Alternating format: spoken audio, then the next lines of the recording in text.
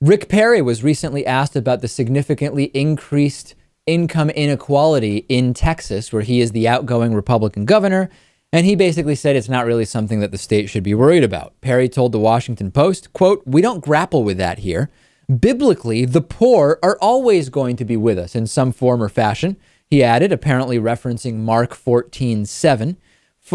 And he says that basically we just don't need to worry about it in any significant way because the poor will always be with us.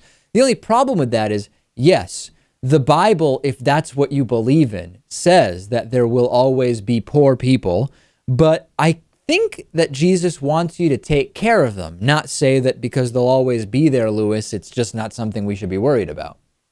And I'm sure Rick Perry would tell you that we do take care of them, that there are government benefits that help these people, and that he doesn't need to worry about it.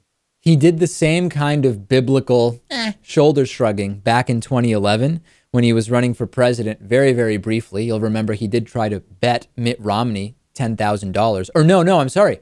Mitt Romney tried to bet him $10,000. And Rick Perry astutely said that he doesn't bet, but not so astute when it came to some other financial ideas. He proposed a tax plan which would have helped wealthy Americans, and it would have raised taxes on lower and middle income people.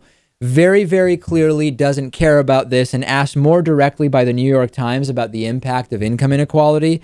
And again, he said, "I don't care about that," back when he had this proposal. I think we can take him at his word. A politician being honest, Lewis, he really does not care about income inequality. I love his honesty. You're right. He doesn't. I don't think he sees how it really affects the economy broadly. I don't think he sees how it affects his state. He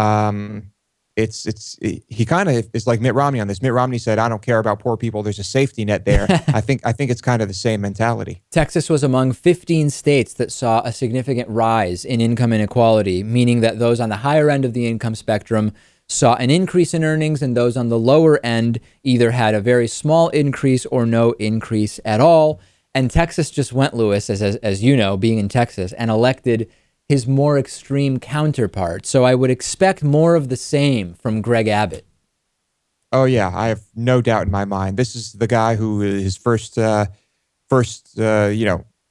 official, motion in office was to sue Obama. Oh, yeah, sue Obama over immigration. That's the priority. Let's get right on that and waste no time. Have you talked to anybody, Lewis, down there who has any inside info on what they're expecting from Abbott? I have not. I haven't really been talking to people about politics down here.